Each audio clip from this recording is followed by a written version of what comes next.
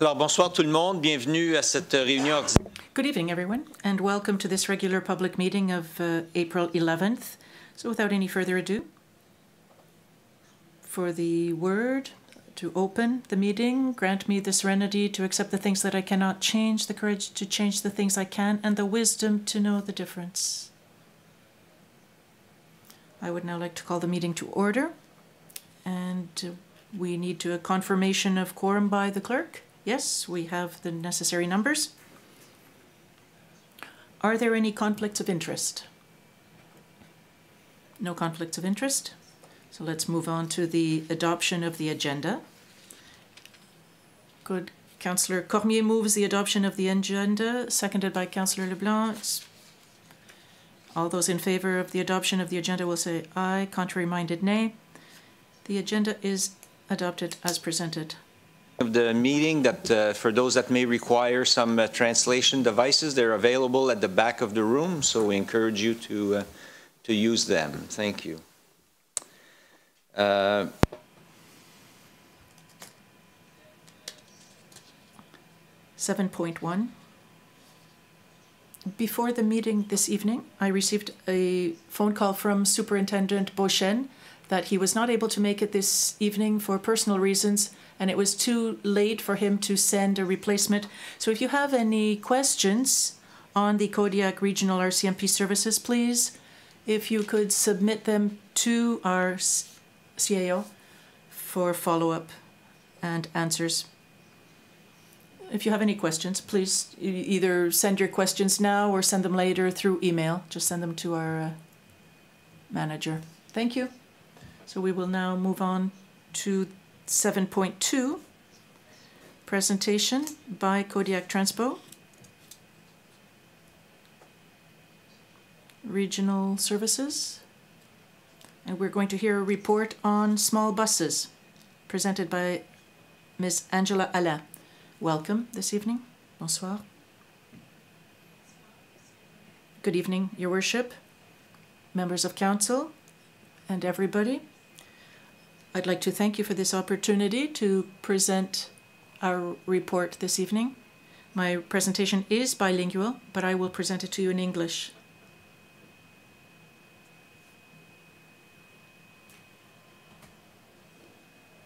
A summary of the small bus research that staff did, and this has been done under the direction of the Tri-Community Transit Governance Committee, of which Councillor Cormier is a member, and these findings have been already presented to the committee.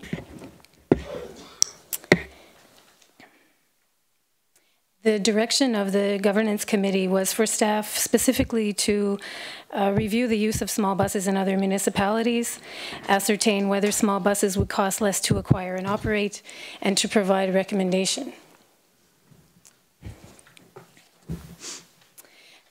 The Kodiak Transpo staff, we have no direct experience operating small buses. We've only ever operated regular size 40-foot buses.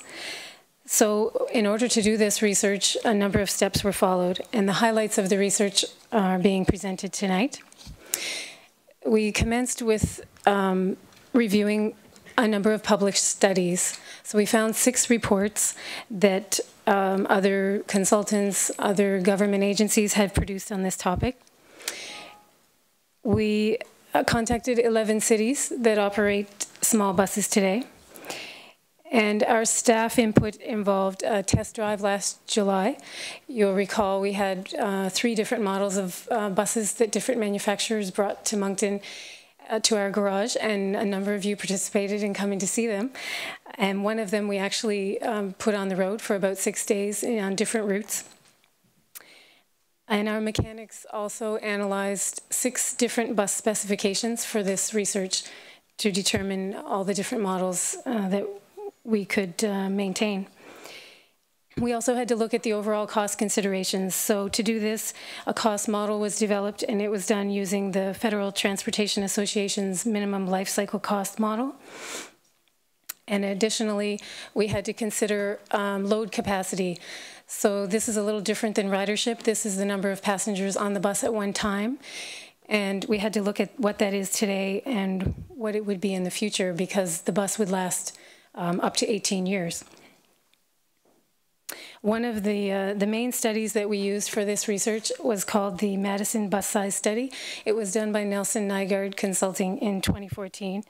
And we also used another document regularly called The Useful Life of Transit Buses and Vans that's produced by the Federal Transportation Administration. This photo shows the variety of models that are available. This is just a sampling. There's many, many different small buses on the market, and each of them is designed for a specific purpose. So these are the models that we looked at. And the current fleet life cycle today is based on 18 years. So the 40-foot buses that you own, they're expected to last at least 18 years. We have buses in the fleet that are 26 years old. So 18 to us is a minimum. And we looked for small buses that would meet that requirement because that would match with your capital and fleet life cycle planning. The research that was conducted through these various studies clearly identified specific market segments that are most appropriate for small buses. So these include community bus routes. We don't have any community bus routes in this region, but many cities have them. And essentially what they are specific routes for seniors. So it's to go to seniors complexes, bring them to shopping centers. It's more of a door-to-door service. And this is typically done in off-peak. It's not really time sensitive. It wouldn't have to be done in 30 minutes, for example. Another specific area for small buses that works well is new development areas. This could be locations on the periphery of the city. It could help address growth patterns sooner. Typically in transit, we wait until an area has a large population density before we put in a transit route. So this is an option. Some cities look at a small bus and implement the service sooner. Also, for new residential routes, this small bus is a good option to be looking at where you have low demand expectations and any areas where there are maneuverability issues. So today we don't have that. All the bus routes are designed to accommodate a 40-foot bus. But if you were to change your route design to go to seniors complexes, for example, or a door-to-door type service to a health center, for example, you might need a smaller bus. A 40-foot may not be able to fit or turn there. So a large component of the research was around the financial analysis. So just keeping in mind that the operator labor costs don't change regardless of the size of the bus that's driven. We did financial cost modeling, and these are the highlights of what the findings were. It is a slightly lower acquisition price for a small bus. There is improved fuel economy, and that varies depending on the model, but we did do that as well with the road testing, so we can validate that. But essentially, small buses would be operating a second fleet. The bus manufacturer that we typically buy from, they don't make small buses, so this would not be the same inventory. That's why we're referring to this as a second fleet. And that obviously would increase whoever purchased them operating costs due to the inventory and maintenance. They do have different maintenance cycles because of the varied life cycles that each has. So our focus has really been on a heavy-duty bus, which I said, as I mentioned earlier, is more on the 18-year life cycle. This one I'm just going to skip because you don't have any routes that have that low a mileage. There's two cost models here. So this one would be representative of your routes 93 Champlain and 95 Emuro because they're each in the 88,000 kilometers annually range. So in this example, what this is showing, if a bus was assigned to a route that operated 90,000 kilometers per year for 14 years, and every year it did 90,000, after 14 years, it would have 1.2 million kilometers. So that is the end of life for a bus. That's the kilometer range that we work off of to identify when a bus should be replaced. Because in our maintenance world, things aren't measured by age, but rather by kilometers. So in this example, looking at these two buses that are the same, they're just one shorter than the other. They both have an 18-year life expectancy. So in this example, at 90,000 kilometers a year, they wouldn't necessarily last 18 years. They would last each of them for 14 years. And this is representative of the cost of that 14-year life. So the small heavy-duty bus is just slightly more. It's $2,200 per year more for 14 years. And again, that's basically because of the inventory and maintenance requirements. The lower purchase price and the fuel economy don't completely offset those costs. And the next one is 135,000 kilometers a year. So this is representative of your 94 Central route, which operates 142,000 kilometers a year today. So again, this is a heavy-duty bus, small versus regular size, operating that many kilometers annually over 9 years. It would hit the 1 million kilometer mark. And in this example, the small bus is slightly less. It would be $800 less per year for each of the 9 years. And this is obvious, or I don't know if it's obvious, but it's essentially due to the improved fuel economy because of the high mileage on this route.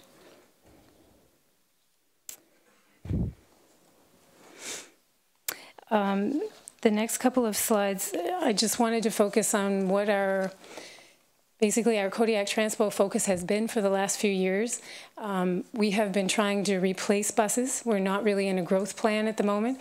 We have a lot of older equipment, so we need to be really focused on that. So we've, and I know Dieppe is as well, you've focused on starting an equipment reserve and working on capital budgeting, and this is all good because it's making sure your transit service is sustainable in the future, because the bus purchase is a big expense to acquire one. So last year, our mechanics, for the first time, we issued a 40-foot bus specification. So this was done to standardize components of our equipment. And basically, what that'll help us do, the whole goal here is to reduce overall costs. So we're trying to reduce inventory and reduce mechanics training requirements, because today we don't have a standardized fleet. We have a number of used buses that we bought from different manufacturers. We have demonstrator buses. They don't have the same doors. They don't have the same axles. We have a lot of parts that we have to bring in. So we're trying to fix that in the future. So that's what the standardization is about. And that's been our focus and continues to be. Moncton just ordered 9 buses, so those won't even be here till next year. So it's a process. It's a time-consuming process, but it's worth the investment because it will reap rewards in the future. We're expecting that to improve our maintenance operating costs. And in summary, for this short presentation, these are the types of routes that, as staff, we plan to review for small bus use in the future. So as I mentioned, any community bus routes that are developed by any of the communities, we would want to look at small buses for those, and also any new transit routes.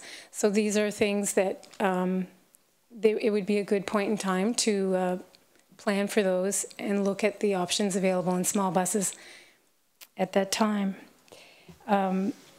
Just for information, we have approval from Moncton Council to go this route because they're really focused, as I mentioned, on replacing the workhorses in the fleet. We're not really into a growth plan in Moncton, so for future, this is workable there. And I think maybe I'll just conclude with that, and I'll leave it open if there's any questions. I'd be happy to try to answer them. And again, I appreciate your time and the work the Transit Governance Committee did to encourage this research to be done. Right. Merci. Thank you very much. Merci beaucoup. Question de la part. Any questions from councillors?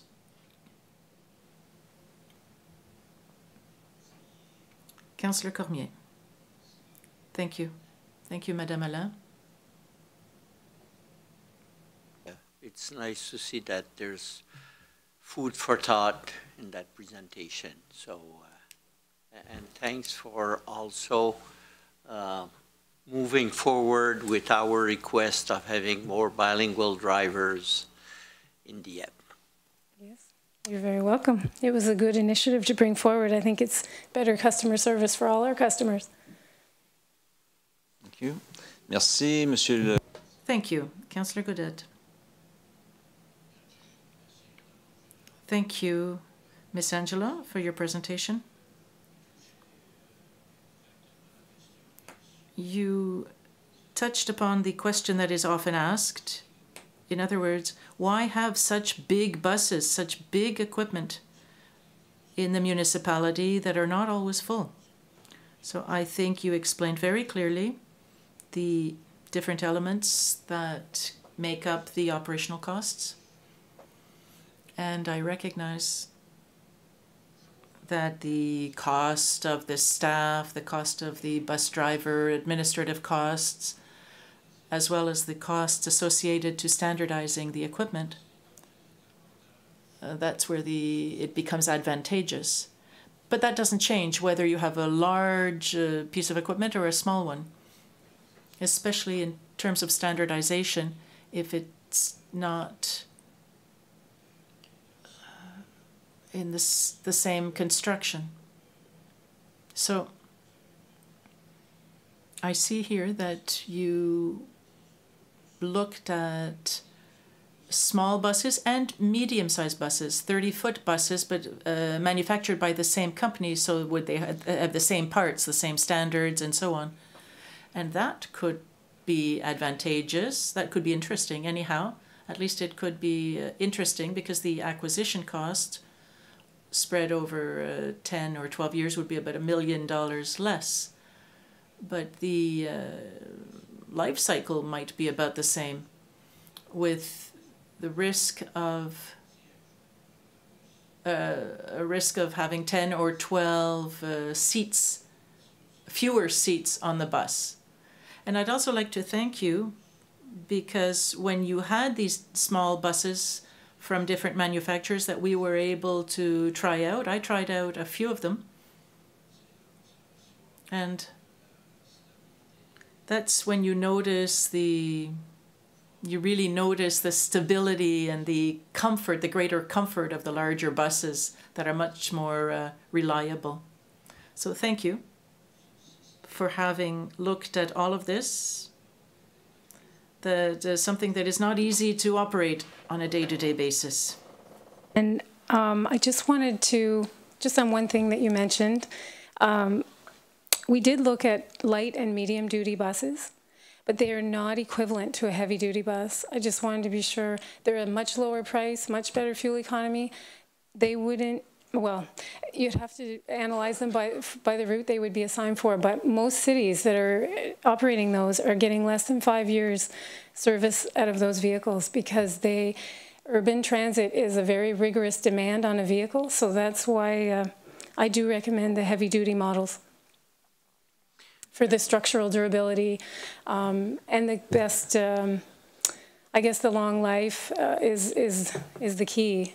It's a big investment, and I would just be concerned with the current capital planning that we do. If we certainly don't plan to replace buses every 5 years, so it would be a big shift for us. We could maintain them, but our analysis has found they are more expensive in the long run. When you look at the life cycle, whether it's 14 years, 18 years, the lower price bus actually costs more because of the maintenance requirements. Peut-être que j'ai pas été assez clair dans ma réflexion là. Well, perhaps I wasn't clear in my comments, but I think that your study and the visits with the small buses clearly showed that they couldn't hold their own. They didn't have the same advantages as larger buses. And when I talked about the mid-sized bus, I was talking about the heavy-duty ones that you mentioned, but made by the same manufacturing, the same heavy-duty type bus by the same manufacturer as one of the larger buses.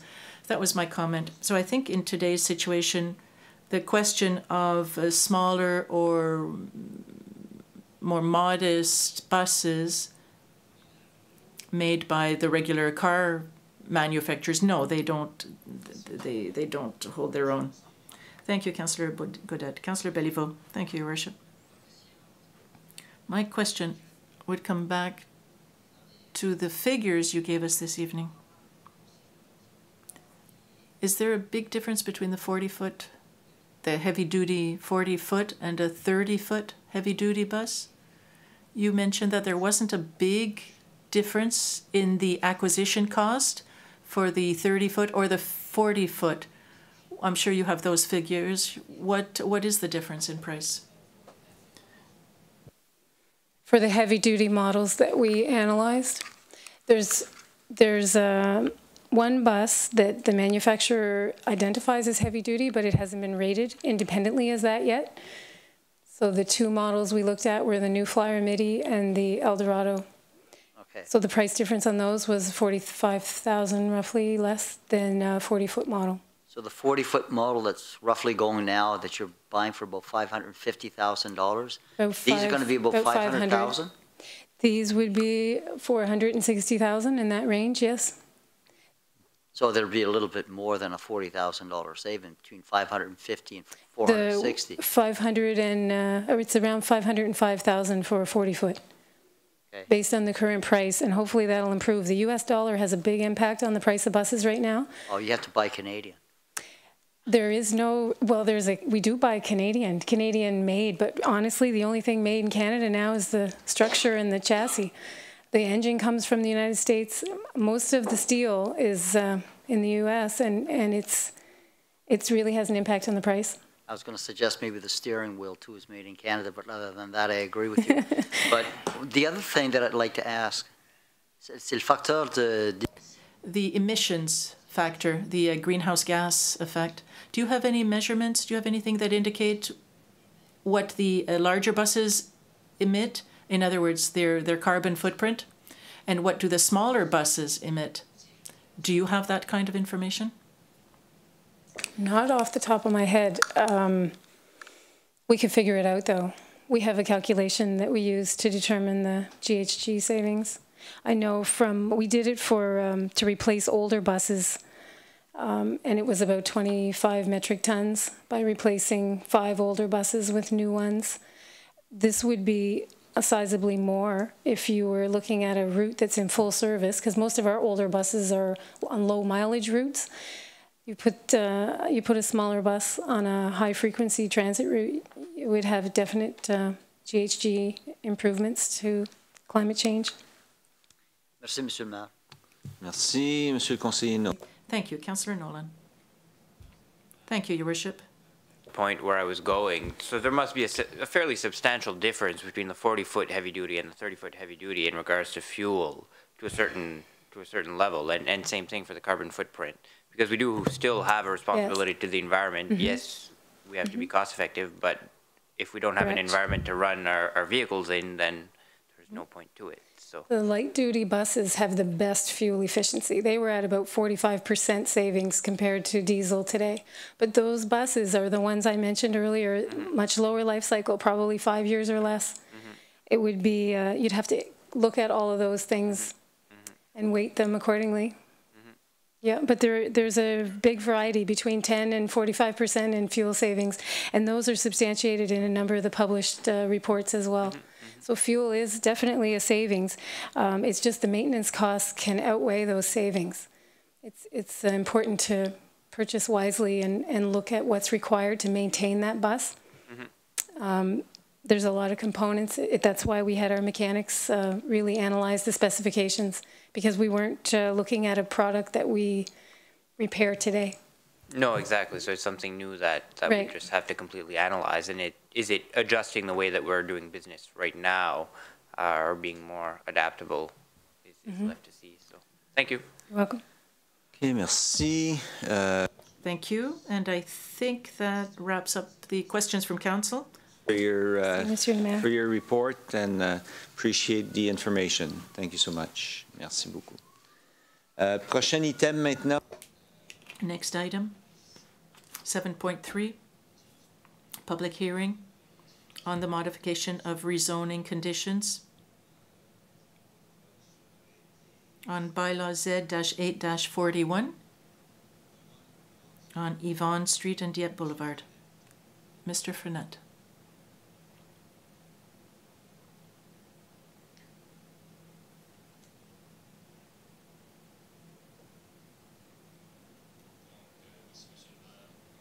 Thank you, Your Worship. As you mentioned, this evening is the public hearing. And following a request from the developer to modify two of the conditions of bylaw Z-8-41. So this evening we're going to go through the public hearing. I'd just like to mention that we sent letters to all neighbors within a 100-meter radius. Two residents responded and came to the office to find out what the modifications being proposed were. As usual, then, we are going to talk about the historical context of the site, of the surrounding area. We're going to give a description of the project, the amendments being proposed, and we're going to talk about the current bylaws and what's being proposed to change. And I'll be here to answer any of your questions and comments. The bylaw amendment process, on March 14th, there was a resolution to set the date of the public hearing for tonight. On March 14th, the request we had received was for a reduction in the building size from 58,000 to 53,000 square feet. And since March 14th, we received a request 10 days after the resolution to reduce the building size from 53,000 to about 45,000 square feet. And seeing as this is not a substantial modification, the size is being reduced and not increased. And in the announcements in the papers didn't mention the exact footage anyhow, the square footage. We thought we could just continue on with the public hearing as scheduled. The second notice was published on the 6th of April, and following tonight's public hearing, the PAC will give their written views at the meeting of the 18th of May.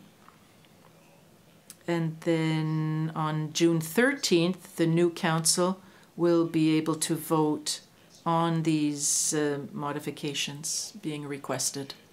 So the owner is Sobeys Inc., and the request is being made by Mr. Joe Fiander. The PID is 7061108. And as you know, this is a project that would be located at the intersection of Yvonne Street and Dieppe Boulevard, as well as the crescent behind. We have a site localization site map here.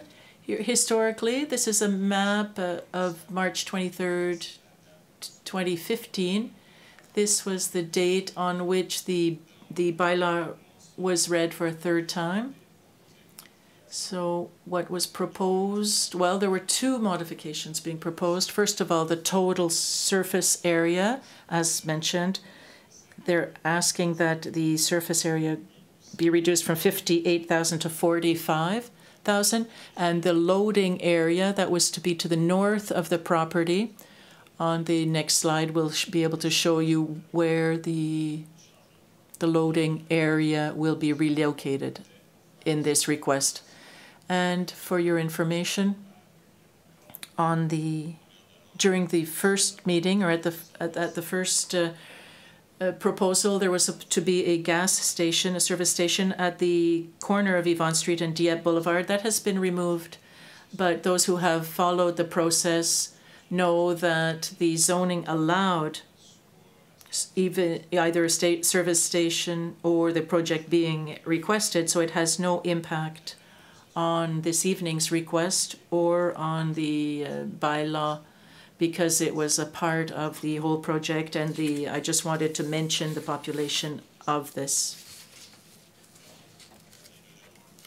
So as I mentioned, these two modifications to bylaw Z-8-41 would be to reduce the surface area from 58,000 to a minimum of 45,000 square feet, with the possibility of expanding in the future, and to relocate the loading area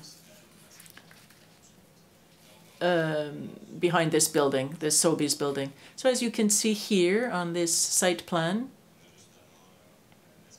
here you see the loading area.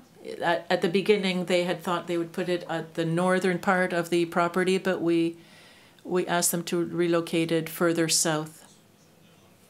Following that request, seeing as one of the conditions that we had imposed was a sound study, a noise study, because we knew that there was going to be a lot of traffic, of heavy vehicles in the area. It was conditional on there being a noise study carried out to make sure that this wouldn't have a negative impact on the neighborhood.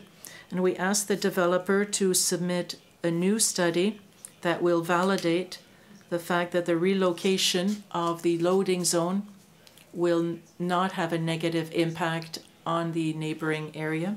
And this study does conclude that by moving the loading bay, it's going to improve the noise level. It's going to improve the noise reduction, seeing as the noise cannot travel as easily. And because of the maneuvering, it'll be much easier for the vehicles to have a direct access to the loading bay compared to initially when they would have had to maneuver into the bay. So that completes my presentation for this evening. So these are only two changes that we consider minor. The other conditions that had been attached to the project have not been changed at all. So what we're asking is a reduction in size of the building from 58 to 45,000 square feet and the relocating the loading zone. And the gas station that is disappearing. Yes, any questions from council? Councillor Thibodeau. Seeing as the building will be reduced to 45,000 square feet, can't it be pushed a little further north so that the noise is reduced even more? Well, to answer your question, Councillor Thibodeau, this is not a question that I asked the developer. Perhaps the developer could explain, but the original proposal is still the same. And seeing as they have to put up a sound barrier, whether we relocate the whole building or not will not have a big impact on the sound level overall.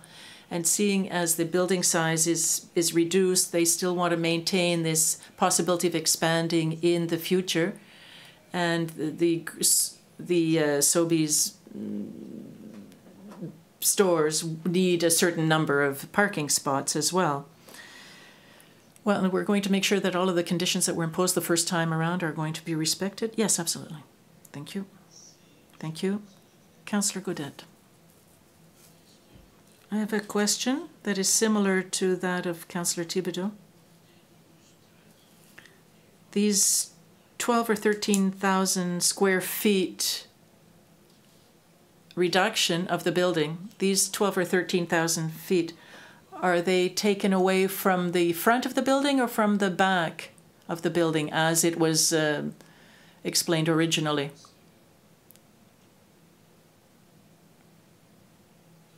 In other words, will it increase the size of the parking lot, or will the loading and unloading zone remain about the same, more or less? Well, I understand your question. Where the building is going to be reduced would be in the northern part. It's over here. That's where the building will be reduced in size, but the building hasn't been moved. It's on the site. It won't be moved. No, just the loading area will be moved further south, and that allows you to say that eventually, perhaps, if they wanted to regain these 12,000 feet, they could do that without affecting the conditions that were more difficult to accept by the residents of Yvonne Street?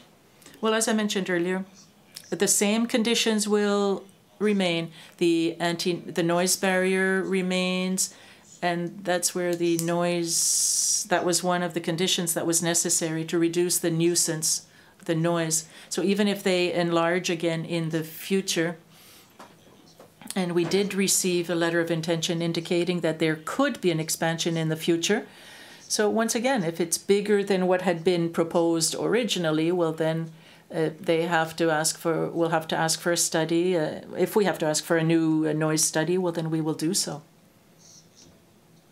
at the time. Thank you. Are there any other questions? If not, thank you for your presentation. Are there any questions by the public? Is there somebody from that area that I recognize here? You're okay? Okay, thank you, Mr. Fernet.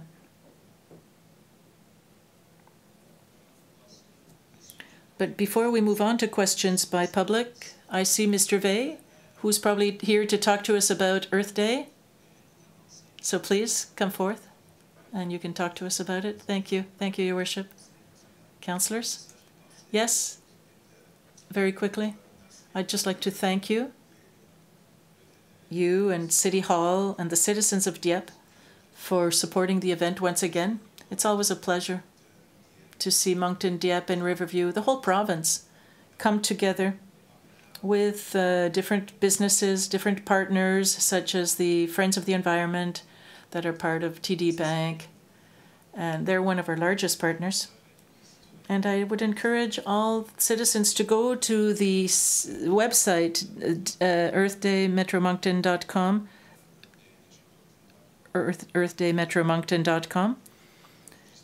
And there are a number of activities. At 9 in the morning, there will be a yoga class for all ages, all levels, with little gift bags for the first 100 participants. This will be at 10 a.m.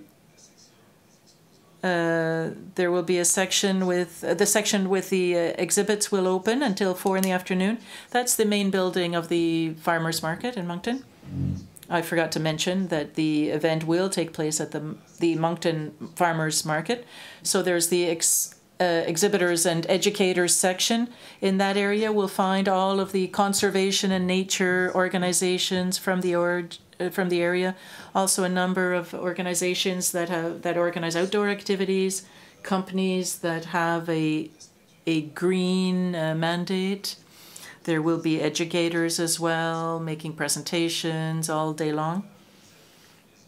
There are activities for kids starting at 10 in the morning until 3 in the afternoon. There's a full team there of ambassadors, Earth Day ambassadors, made up of children who are between 5 and 17 years old. They will go around to talk to the participants, to bring them to our engagement stations. And it's really fun, I think, when a little child will bring an adult to this booth. So perhaps we could, there's different engagements. You can write your engagement down on a little card. You can take a selfie at the booth. You can commit to take your bike more often, to walk more often, to buy more local. All of these ideas, all of these things that we know we should be doing, but sometimes we just lack a little motivation. Of course, the whole objective of the activity is to combine educational activities but in a festive way, to try and attract the greatest number of people possible, to motivate them to go over and beyond Earth Day, to do everything they can. And other than inviting children and other than the exhibitors and educators, at 11 a.m. we'll have a First Nations ceremony with representatives of the big major faiths that will bless the table. Then we'll have a table full of local food with music, with groups such as Super Love, Mike Vignes. And in the afternoon, we're trying to organize a discussion circle for candidates of the municipal elections. I know, Your Worship, you've come twice to the discussion circle. The last one was a little special, let's say. I think the first one went over very well, and this one will be like the first one. Joan Amelia from Elsipogtog. She will be facilitating it, and there were only positive candidates. Last time we had some members of the public. We had one person who wanted to talk a lot, something I understand completely, of course. But so basically that's what's going on that day. And we'd like to see you there if your schedule allows it. And once again, for the public, then the website is earthdaymoncton.com. No, earthdaymetromoncton.com. And I can't thank you enough. Really, your support is essential for us. And whether you come to help us with the buffet, because it's something you've done in the past as well. You've helped with the buffet. My friend Paul, who's helped with the Petit Kodiak Sentinels, and other people who are part of the Optimist Club, different groups who've participated in our event. The objective for me is always to thank you, but to encourage you to come. Well, the objective is also to remind us of the date of the event. Oh, yes, absolutely. Yes. Yes, thank you. You're doing your job. April 24th, which means not this Sunday coming up, but the next one after. The official Earth Day is not that day. We always do the event on a Sunday. So for us, it'll be on April 24th. So you see the city of Dieppe is mentioned right here on our posters. So thank you. Thank you for allowing me to present this evening, 24th of April. Thank you, Mr. Ville. I know there are several councillors who've already participated in Earth Day in the past. And I hope that we'll see you there again this year. Thank you. Thank you, and let me know if you can come to the discussion circle. Thank you. Thank you. Are there any questions by members of the public? If you could identify yourself at the microphone, please.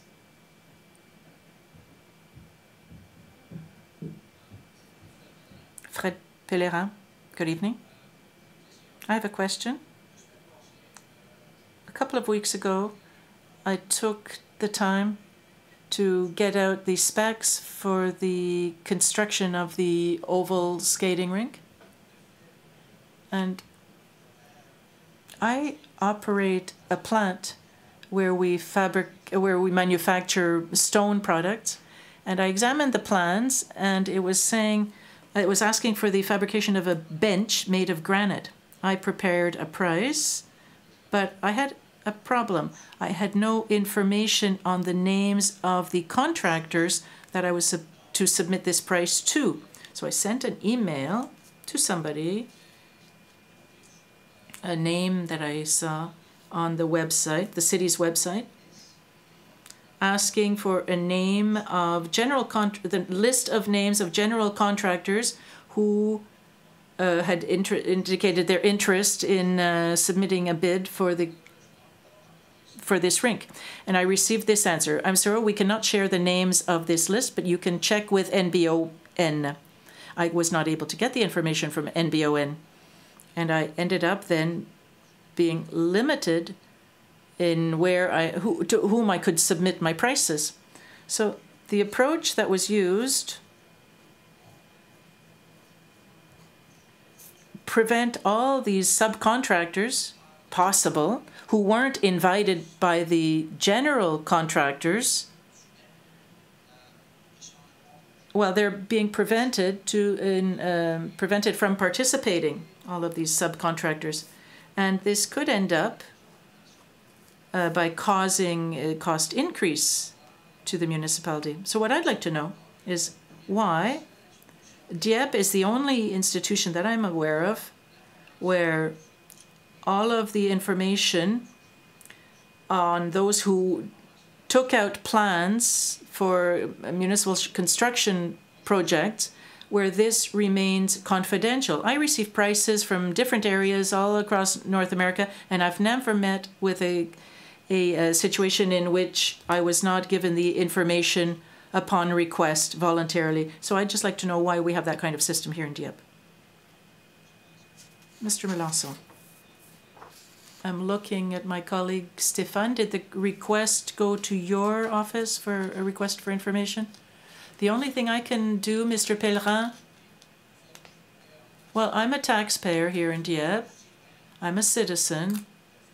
And the fact that I want to submit a price, a quote, on a project that's being built here in the city that to which I pay taxes, and this might help save the help save money.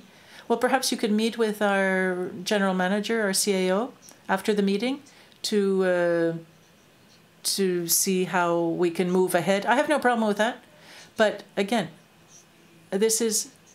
I'm convinced that this approach will not always give the best price in the long run. Well, thank you for your opinion. And so once again, I encourage you to discuss it with the CAO. Thank you. Any further questions from the public? If not, the adoption of minutes of the regular council meeting held on March 29th. Councillor Leblanc moves the motion, seconded by Councillor Dallaire. Questions? Councillor Nolan. Thank you, Your Worship. 10.5.2, there's an error there, I think, on the seconder of the motion.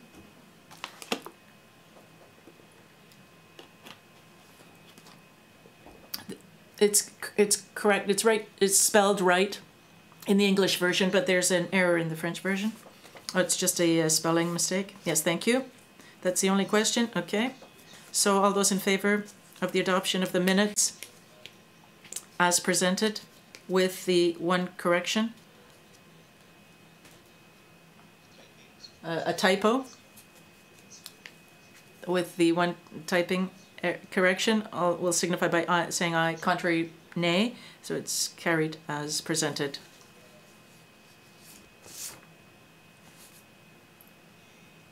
Now, for item number 10, motions, memorandums, and nominations. Administration, 10.1.1. Mr. Melanson. Thank you, Your Worship. Good evening, councillors. You have in front of you a review of the policy A27 on business expenses, members of council. At the last policy and strategy meeting, council, we had reviewed this policy that needed to be reviewed, that had been several people had made comments, and there were 3 elements that were mentioned by councillors that have been integrated to the new policy. For example, the form for lost receipts, so that's been added as a schedule, Schedule D. There's also the question of using a car, and that they're sharing a car, and the expenses would be shared between those who are carpooling. So that has been included to reflect that objective. And as well, there was a 3rd amendment. The total meal expenses, it was $65 maximum per day in Canada, and that's been removed to include all meals every day, and it's the meals that have been eaten, of course. So those elements have been added to the policy. If you have any comments or questions, this is the time to do so before we vote on it. Otherwise, it's recommended by the administration. So first of all, let's read the resolution before we take questions. Councillor Béliveau for the reading of the resolution.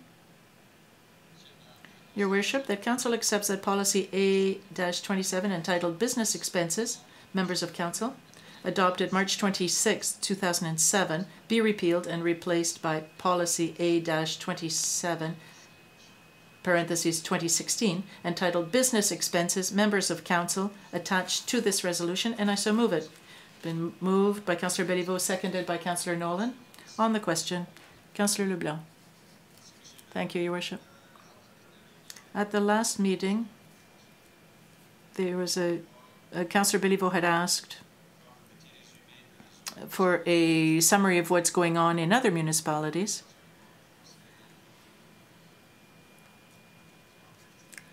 in term, well, from, for example, from FCM or the AMNB. And I haven't seen anything in this that talks about what other municipalities do when they send members of a delegation. Mr. Sima? Yes. Yes, so we did check that. It varies. It varies greatly. We're in about around the average amongst comparable cities in compared to other provincial cities, and we're a little more generous than some of the other comparable municipalities, members of the FCM. Thank you. Any further questions? No, thank you. Councillor Thibodeau. I had also asked that we look to see if the number identified in the policy does meet the number of councillors that can be sent that have voting rights in these meetings, that, you know, just to make sure that we don't only have two voting members and send 3, for example. Yes, the FNNB and the UMNB have 1 representative from council. Now, the cities, it's the members present who have the right to vote. If there are 4 people, there are 4 votes. But usually there's a lot of discussion at the executive committee level beforehand. So the FCM, I didn't go to the AGM, but I think it's 2 representatives allowed. Thank you, that answers my question. Thank you. Are there any other questions from councillors? If not, all those in favor of the resolution will signify by saying aye. Contrary, nay. It's carried by council. Next item, 10.1.2. At the last council meeting, you had accepted that the administration develop a mandate for the ad hoc committee for the promotion of democracy and citizen participation. So you see here the document with the mandate, 3 objectives that are to identify and address a list of activities or programs or policies that can help the promotion of democracy and citizen participation, to develop a list of partners, possible partners that would help in this committee, and to develop an action plan for the development of strategies E1 and E3 of the strategic plan of the municipality. With the committee would have 6 members, equality between men and women, and they would have a seniors representative, a youth representative, and an ex officio member from staff. So this is for your consideration and approval this evening. Who would like to read the resolution? Councillor Dallaire. Thank you. Before I read it, I'd just like to thank staff for having worked on this so quickly and having come up with this mandate in such a short period of time. That the Municipal Council accepts the mandate for the creation of an ad hoc committee for the promotion of democracy and citizen participation, and annexed to the memorandum dated March 30th, 2016, and accepts that the said mandate ends September 30th, 2017, and I so move it. It's moved and seconded. On the question? All those in favor of the resolution will signify by saying aye. Contrary, nay. It is carried as presented. Next item. 10.1.3, dangerous building. Yes, this is a building that is considered dangerous, located at 172 Gold Street. So we, there is at 172 Gould Street. Oh, I'm sorry. 172 Gould Street. I'm sorry, I said that wrong.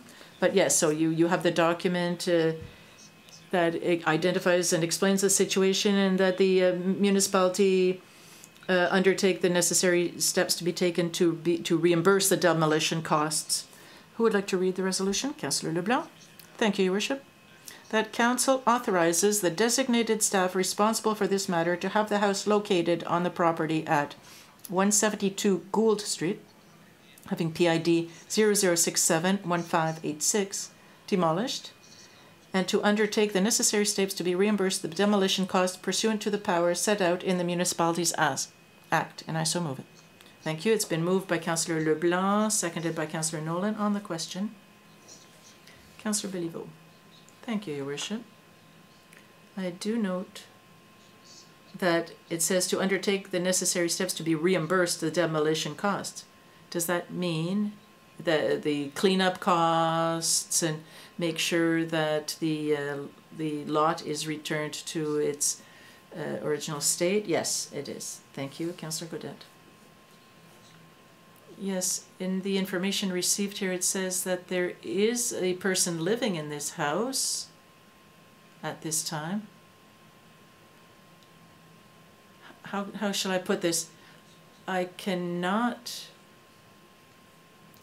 Well, I don't think that we should demolish the house. I mean, I know we have to demolish the house, but I hope the municipality will contact the necessary services, the appropriate services, so that the person who lives in this property is taken into care and not just thrown out on the street the day that the demolition crew appears on the doorstep.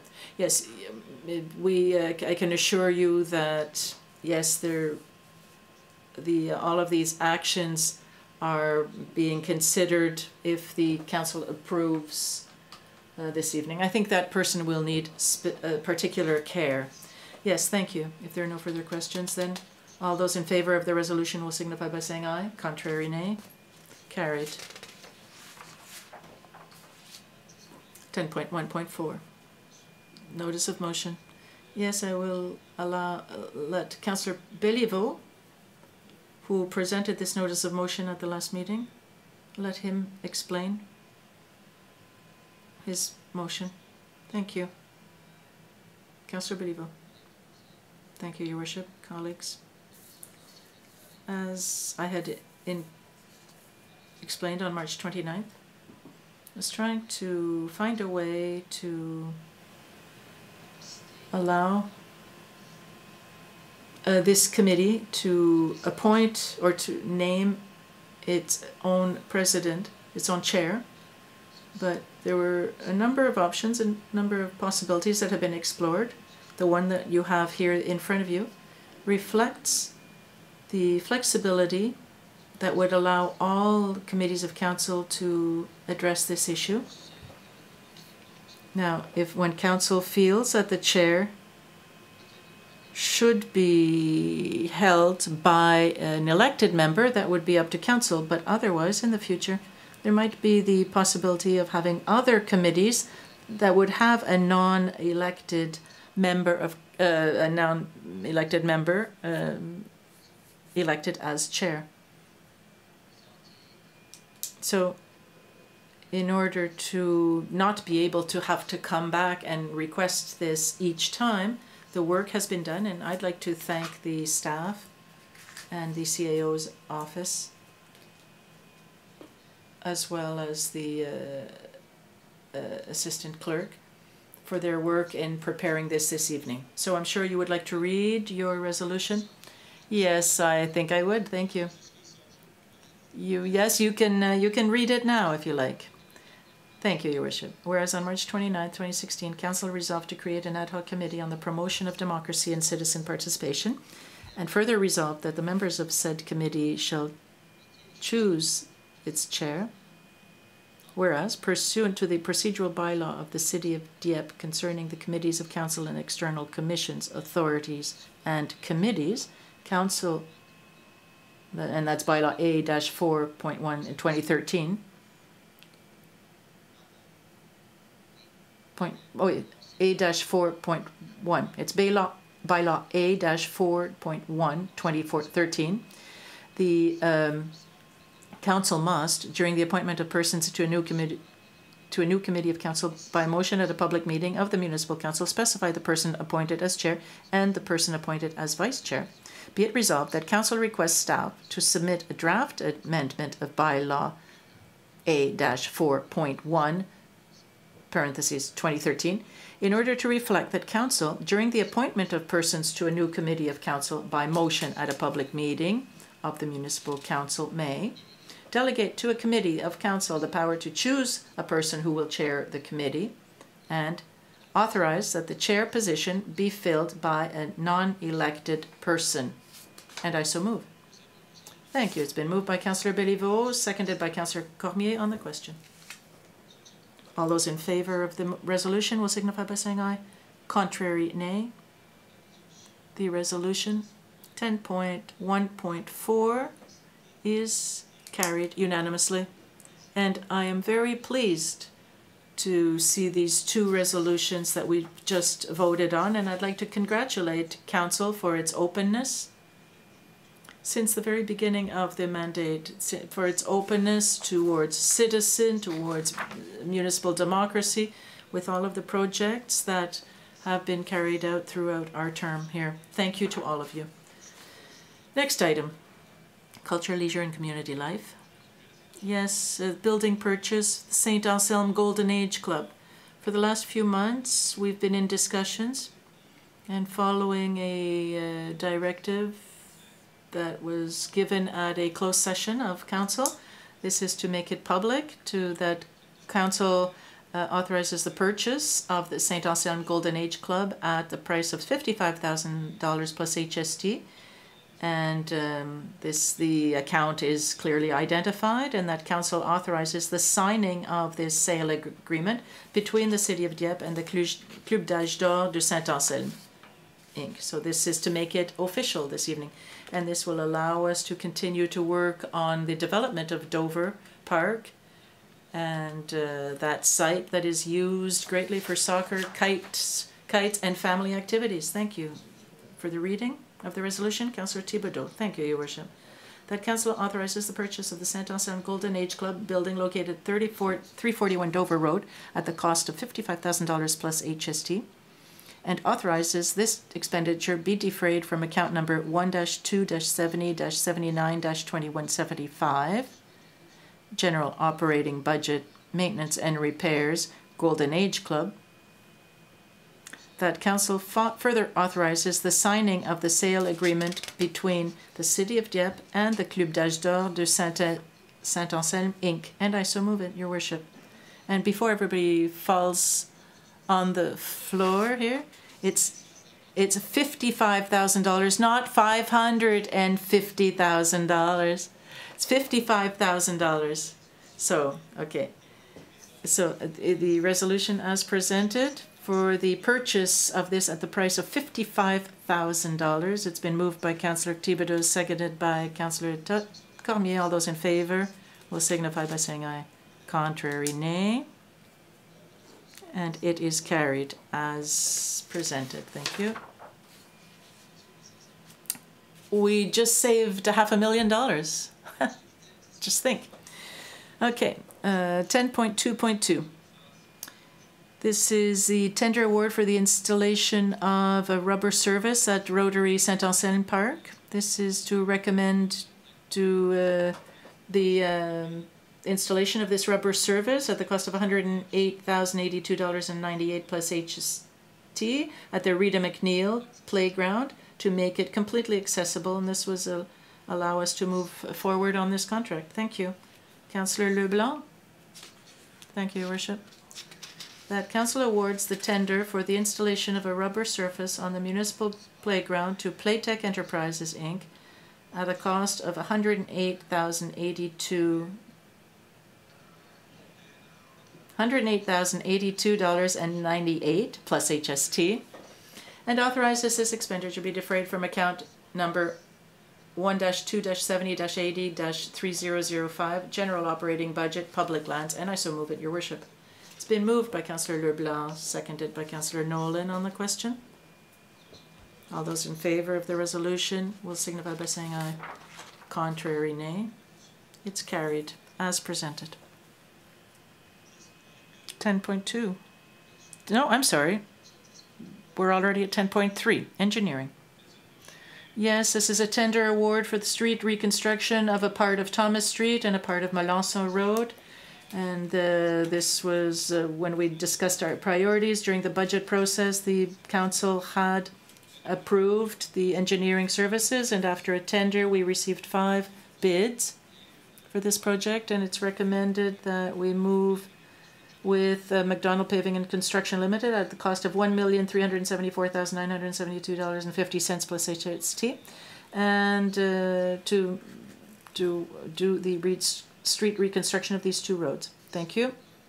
Thank you, Councillor Cormier, for the reading. Thank you, Your Worship.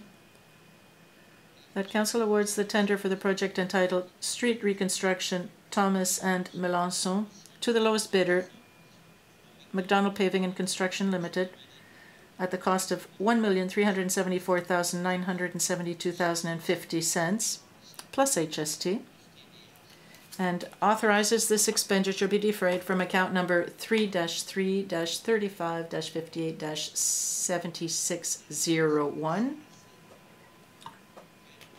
General Capital Budget, Asphalt Management. And I so move it. Thank you. It's been moved by Councillor Cormier, seconded by Councillor Dallaire. On the question. Councillor Leblanc. Thank you, Your Worship. I don't know if I missed it somewhere, but what was the estimate? What had we budgeted for the repairs? Mr. Desjardins, good evening. The estimate from the engineering company was 1.3 million. So it's pretty well, it's very close to what we received. Yes. Thank you. Yep. There are no further questions. Yes, Councillor Gaudette. I notice that a large part of the project includes removing the existing asphalt to replace it with another layer. And I see that in the municipality where we've done that in the past on numerous occasions, both layers seem to unstick in the driving area, in the driving zone. And I'm just wondering then what's going on. Is the proper sealant or the proper amount of sealant not properly applied between the 2 layers of asphalt, or is the one of the layers not sufficiently thick to remain in place? I'd be wondering, be curious to find out what road you're referring to. Well, take Amiro. I mean, I know it's not exactly the same situation, but you can take Boulevard Dieppe in part as well.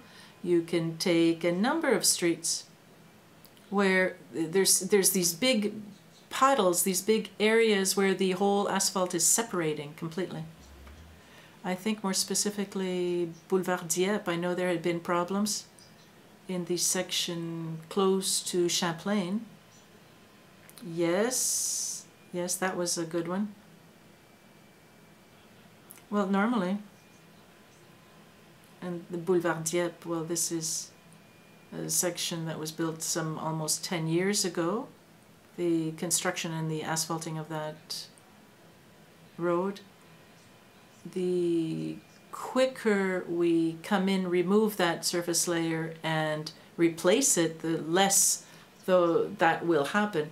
So with the great asphalt preservation program that was adopted by council last year, with the amount being scheduled, being set for preventive maintenance, those kind of situations should happen less frequently. Well, that was my intention. It seems that it happens faster than what had been planned, that kind of damage. So my question is that it wasn't glued properly? It wasn't sealed, or was it applied during a rainfall and so it's not glued properly, or is the surface quality of insufficient quality or quantity to stay in place? Well, I might be repeating myself, but I think that the installation was dated If we had had a faster maintenance program, though, that situation wouldn't have occurred. So, yeah, but my point was, even after the number of years, if it had been stuck sufficiently, if there was enough tack there, it would have stayed in place. Well, I think that Councillor Gaudette is saying that we make sure that in future you have to make sure it's properly well, because in the past it wasn't that so well done. Well, there are some sections, yeah. I get the impression that the quality of the asphalt used is not the same throughout. Well, perhaps when asphalt is put down after the gravel, there's a base coat and then another coat and then the surface coat, so that middle coat, that middle layer, which does get used over time, and that's the layer that has to be replaced usually before it disappears in order for the base layer to be protected. What happens in time if that rolling layer is not replaced? If those layers, the surface layers, the rolling layer are not replaced, then we end up with rutting, and there's only about an inch of asphalt there, and when the ruts are caused, and then there's that allows water and ice and snow to go in. So you want to replace the rolling layer before it wears down to the other layer underneath. And with the asphalt preservation program in place currently, we shouldn't see that problem arise as often in the future. Thank you. Please take care of that. Thank you. Mr. Nolan. Thank you, Your Worship. Last year, or the previous year, we had discussions with the director of your service, who had mentioned that there was a study underway on the quality of the stone from the quarry that the contractors and some contractors were getting their gravel. Do we have the results of that study? Did that go any further? Well, it's still an active file. Yes, there seems to be premature wearing of some of our roads. It's a regional problem, Moncton and so on.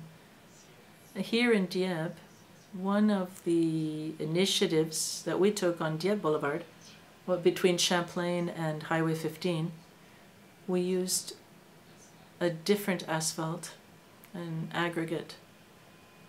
It's more, that's rougher, to see if we could improve the situation after recommendations from some experts and consultants. In that same section, for about 100 meters distance, we asked for an aggregate from another quarry outside the area completely to see if we had a section. So we had a section of road that we could use to compare, to determine what the source of the problem is.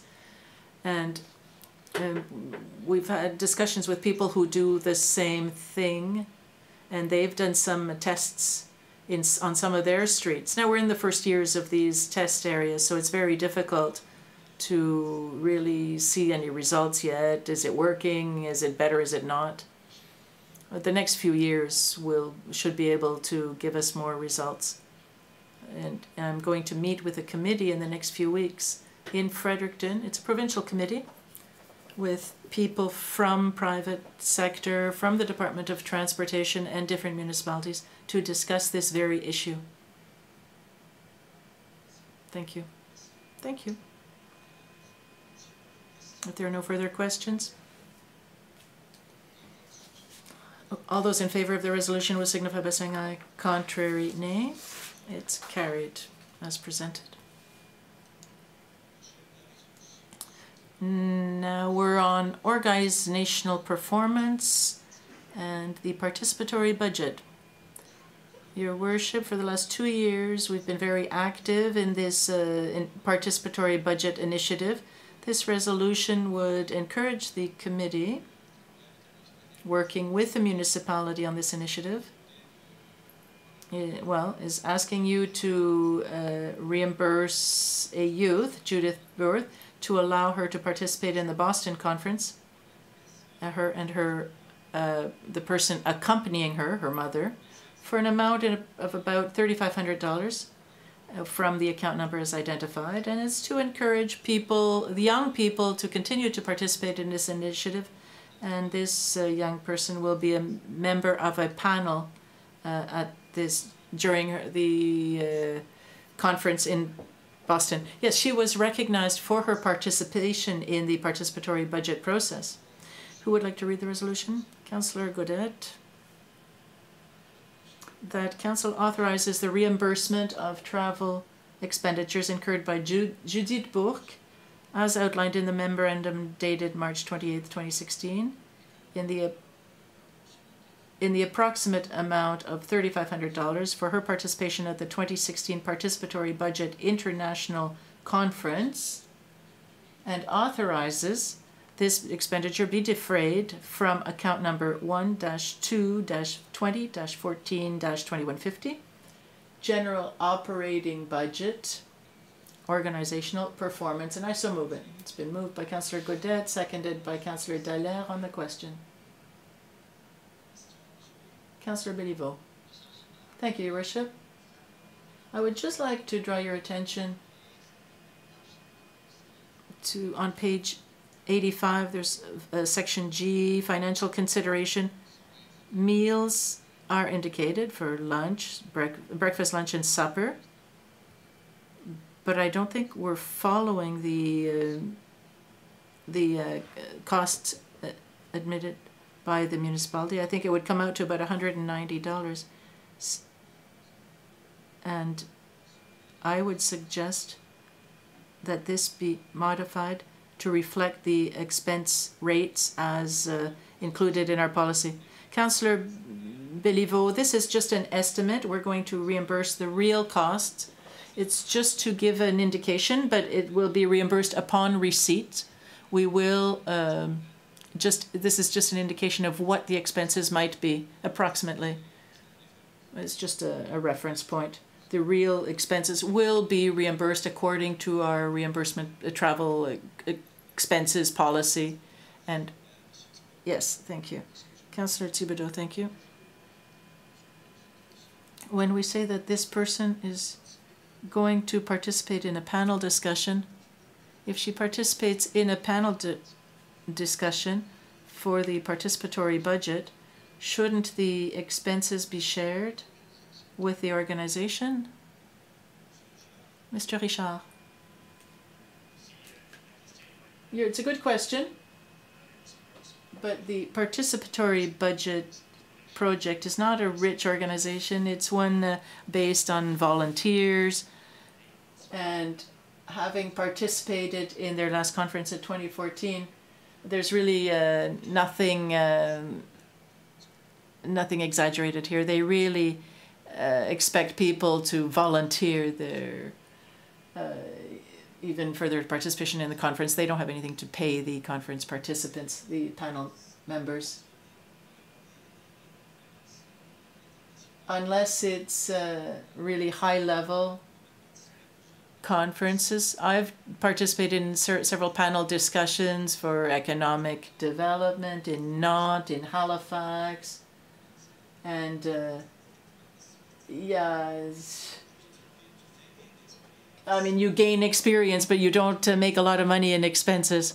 Well, I hope if we're going to pay her this amount, we'll be able to benefit from her experience, and she will continue to get in. She will be involved in the participatory budget process. That's what we hope. Councillor Godet. Yes, I'd like to congratulate Ms. Judith for her courage and her ability to express herself. It's not. She's had articles, newspaper articles written on the participatory budget, and once again, I'd like to congratulate her for her ability in expressing herself and to speak of us like that. and I recognize that she is she comes from a good line, a good family, and she's continuing in the line of her family. And I'd like to add to your comments, Your Worship, on the participatory budget process. I would like to take this opportunity to suggest that during the next fiscal years, during the next activities of the participatory budget, that the amount available be increased to at least 1% of our operating budget at the municipality. I think it's a very popular exercise that gives people, especially the youth, based on our experience here, it gives them an opportunity to express themselves on how they see the development of our community. Thank you. Thank you for your comments. If there are no further questions, then all those in favor of the resolution will signify by saying aye. Contrary-minded, nay. It's carried. 10.4.2. We have a report that is in the making currently on the participatory budget project, and we're asking the steering project of this project to study the results of the research and to evaluate the project's first cycle in view of presenting recommendations to Council. And all of the comments that we've received to date around the table from the public and Councillor Gaudette's comments will be taken into account, and we'll ask them to come up with recommendations for the next cycle if there are any. It'll be up to them to make these recommendations. Who would like to read the resolution? Councillor Thibodeau. Thank you, Your Worship. That Council requests that Dieppe Participatory Budgeting Project Steering Committee to study the results of the research and evaluation of the project's first cycle in view of presenting its recommendations to Council by mid-September 2016 as to the merit of a second cycle. And I so move. Thank you. Moved by Councillor Thibodeau, seconded by Councillor Cormier on the question. Councillor Dallaire. Thank you, Your Worship.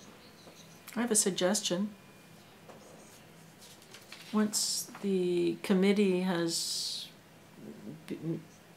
done its review and has made recommendations, instead of coming directly to Council for action, I suggest that these recommendations go to the new ad hoc committee that will be created, so that it's a part of their recommendations on how to get people engaged, more generally speaking.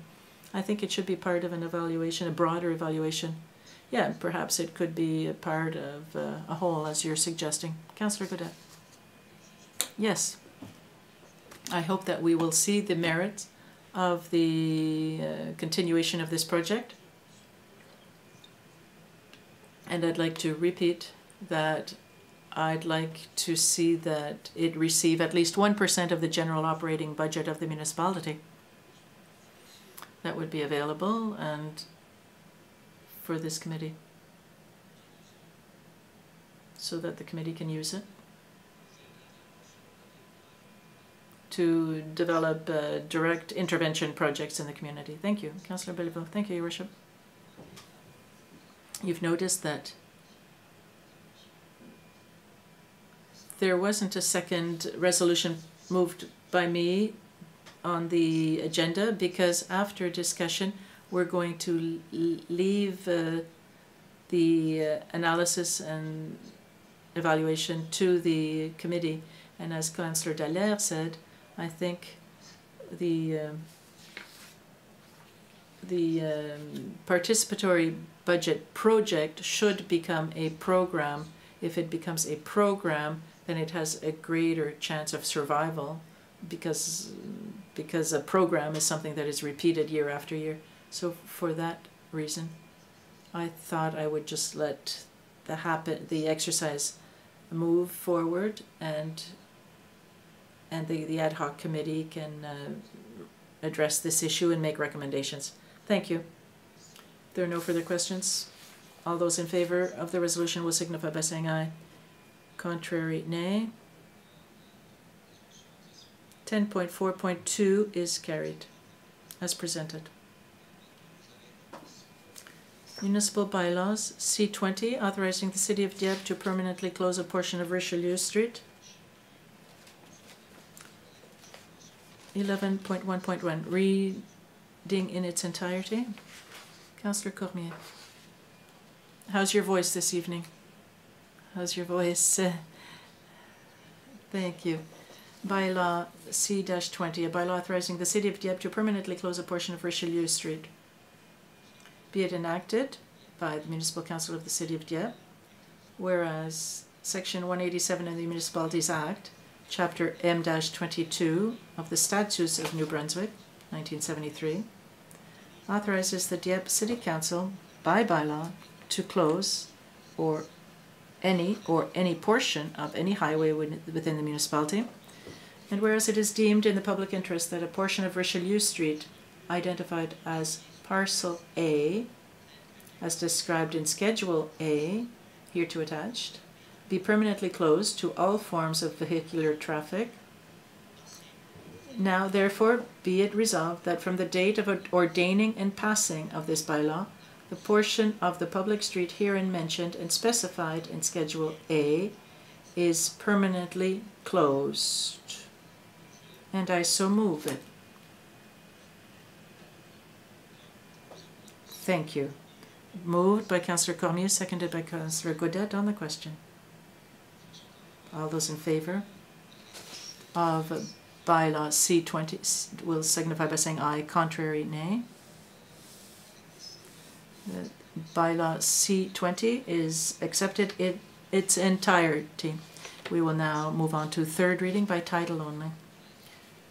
Bylaw number C-20, a bylaw authorizing the City of Dieppe to permanently close a portion of Richelieu Street. And I so move it in third reading by title only. Thank you. Thank you.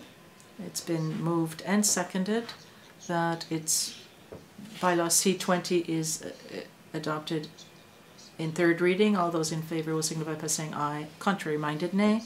Bylaw C-20 is adopted as presented.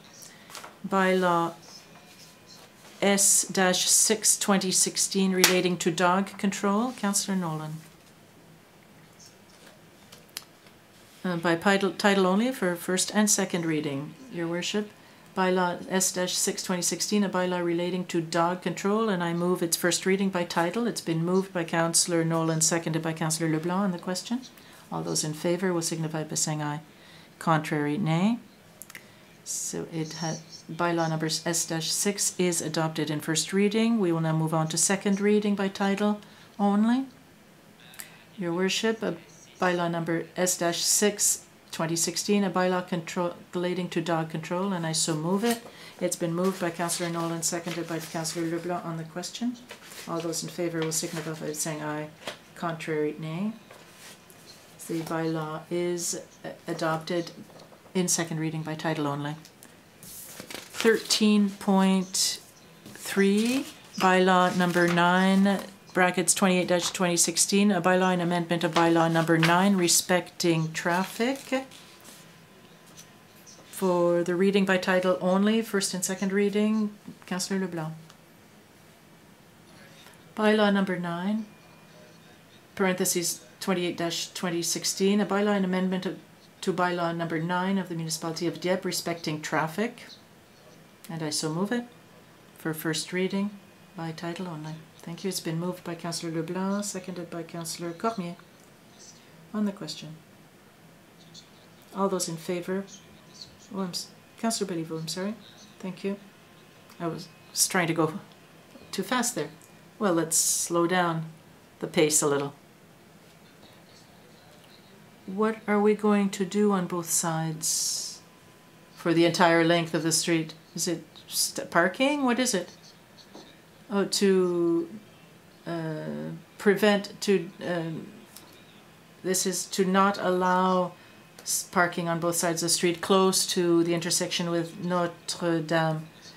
And there's people park there and on one side of the street, and it creates situations that are difficult for emergency vehicles.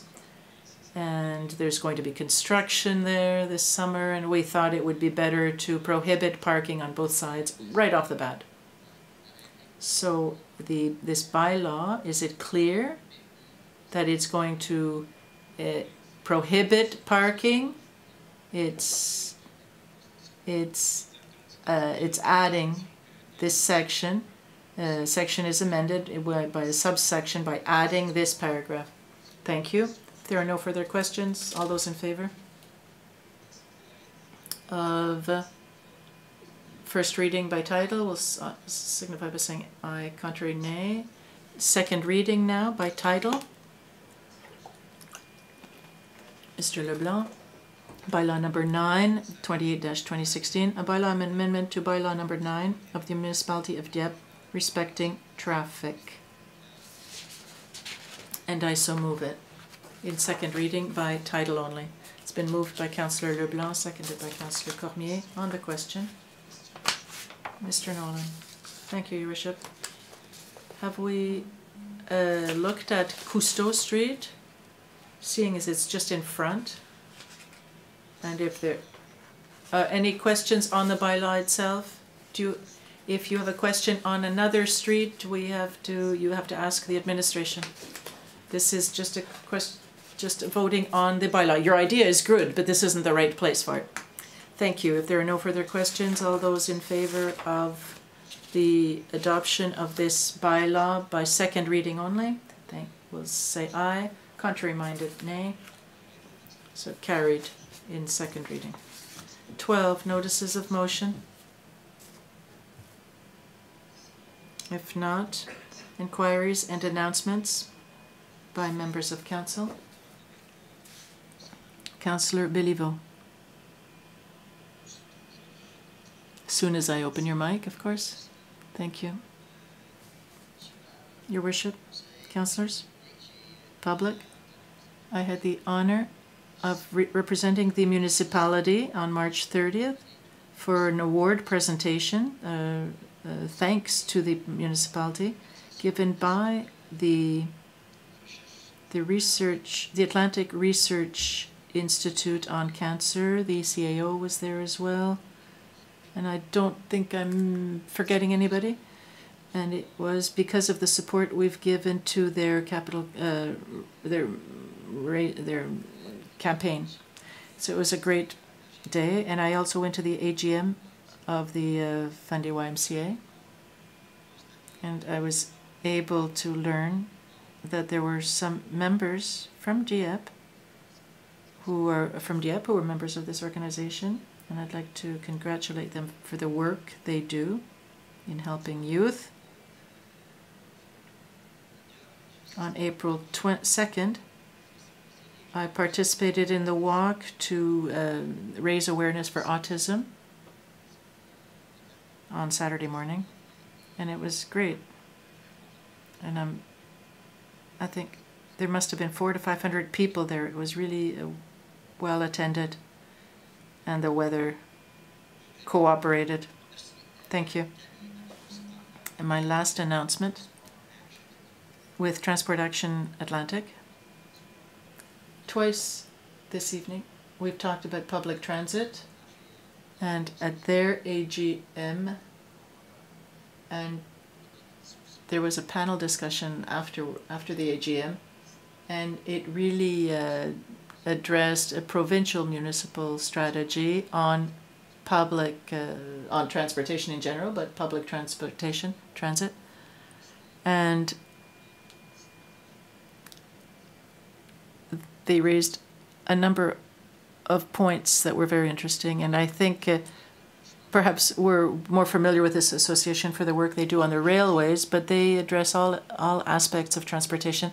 So I think we should see if it's not an isolated system, it's a part of a whole. And so that's what I wanted to announce this evening.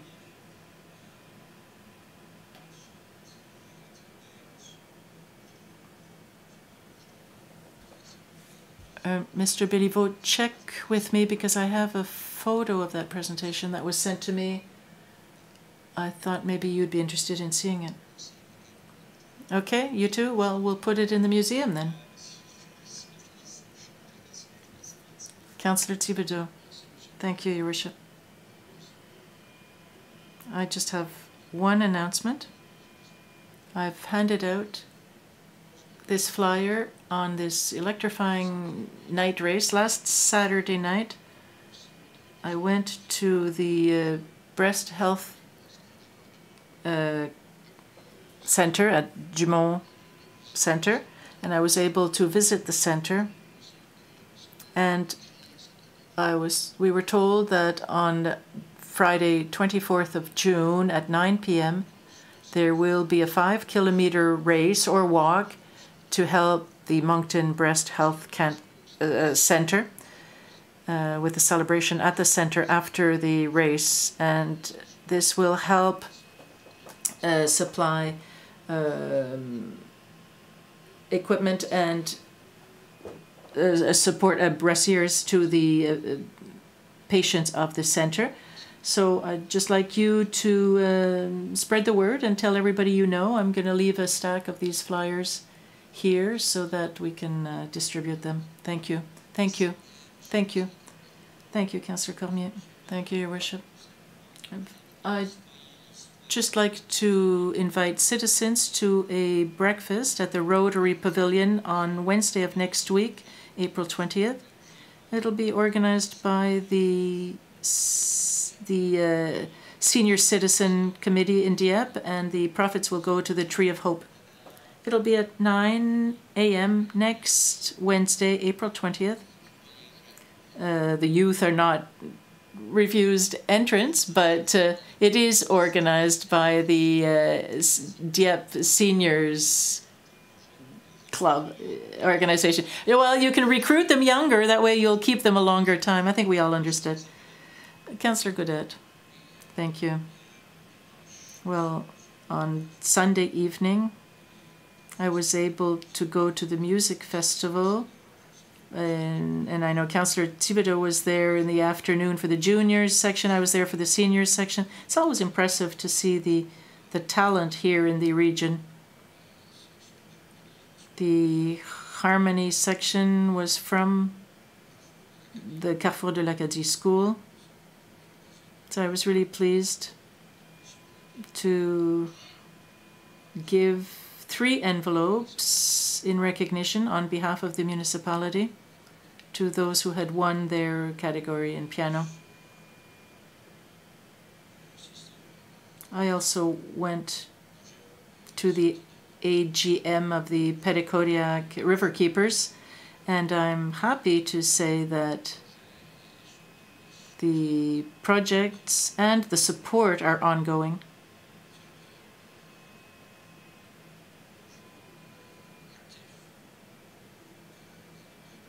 And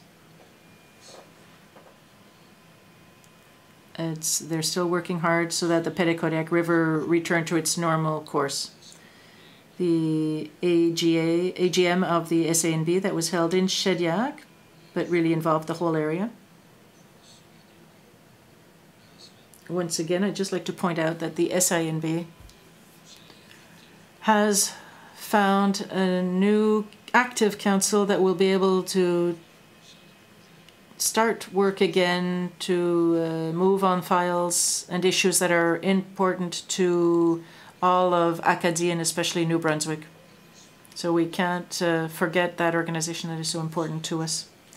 And the AGM of 3+ as well, that is responsible for the well-being and the economic progress of our region. And I have a question. I don't know if the CAO is aware, but who went to the Heavy Equipment Expo that was held last week at the Coliseum? There was equipment and some interesting concepts there. Who went?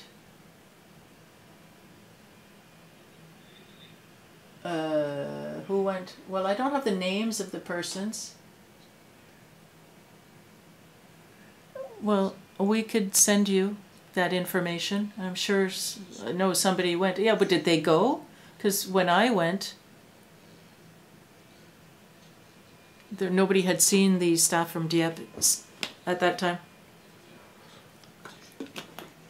I mean, they come from all over the world in some cases, and they come here, and I think we should take the opportunity to go. Well, that was the intention.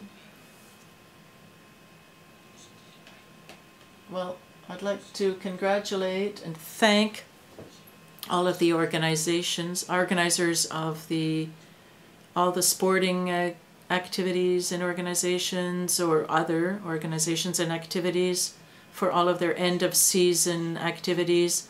All of these, I'd like to thank you all for your energy, your initiative, that all go towards the development of the community. I'd also like to point out that, speaking of energy, our commandos are alive and kicking. I don't know what pill they took, or if they're going to find pills to get rid of their flu, but the way they're playing, they better be in shape. I'd like to congratulate them for their discipline,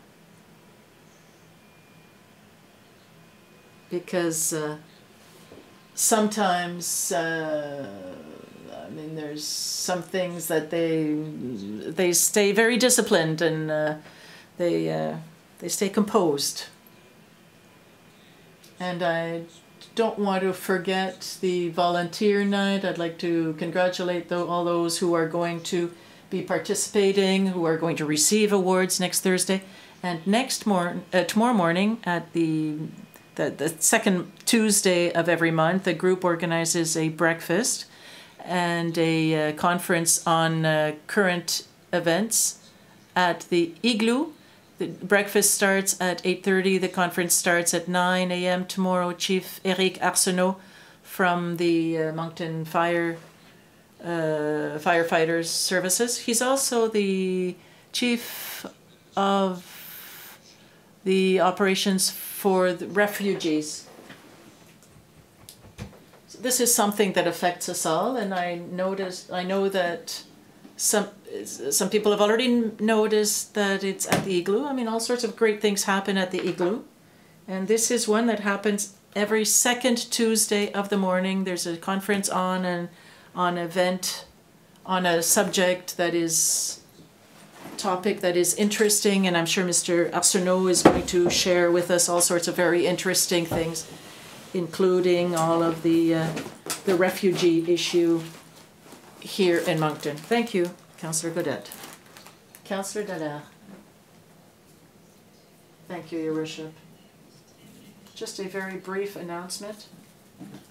The members of the Triveton at the Maison Nazareth, Triveton asked me to point out our participation at that event. Every year, the House of Nazareth is able to make about $60,000 for the House of Nazareth, and I was asked to mention how we finished. We finished around the middle of the pack, and we were able to make more than the cities of Shediac and Moncton. So that's great. Thank you. Congratulations. Councillor Nolan. Thank you, Your Worship. So to go back to bylaw 9, for which we moved an amendment this evening, my question was, can we add Cousteau Street when we read this bylaw at the next meeting, or do we need to propose and move a whole new bylaw amendment? I think the first thing would be to look at the situation and assess it. We haven't had anything reported to us in terms of parking. It's also a little wider than Doucette Street, so the first thing would be to assess the street and see if it is a problem, and then we can decide what to do. Thank you.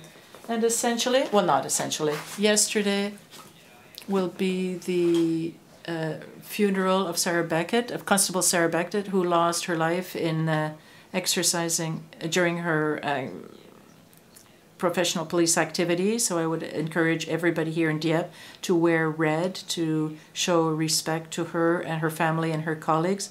It's a regimental funeral that'll be held between noon and 2 p.m. BC time. Yeah, so that's it. Thank you. Councillor Leblanc. Thank you, Worship. I have nothing this evening. Thank you. Thank you. And so I just have two things I'd like to point out. First of all, the excellent performance of Mr. Travis Cormier, who lives in Dieppe currently, though he comes from Saint-Antoine. I have to mention Saint-Antoine, otherwise the mayor of Saint-Antoine is going to hold it against me. And I hope everybody spent all of their budget for their votes, for the votes last night. Congratulations to Mr. Cormier. And also to our Ringuette team, U16, who were playing in London last week. And unfortunately, well, the team is made up of a number of young ladies from Dieppe who they lost in quarterfinals in overtime, though, against Ontario. So it was a great performance, seeing as they were 18 out of 20. They were classed 18th out of 20 at the tournament, but they lost in overtime in quarterfinals. So, you know, it means it was a great performance by them. So without any further ado, I think that ends our meeting this evening. Thank you to all of you for your patience. Have a great end of evening.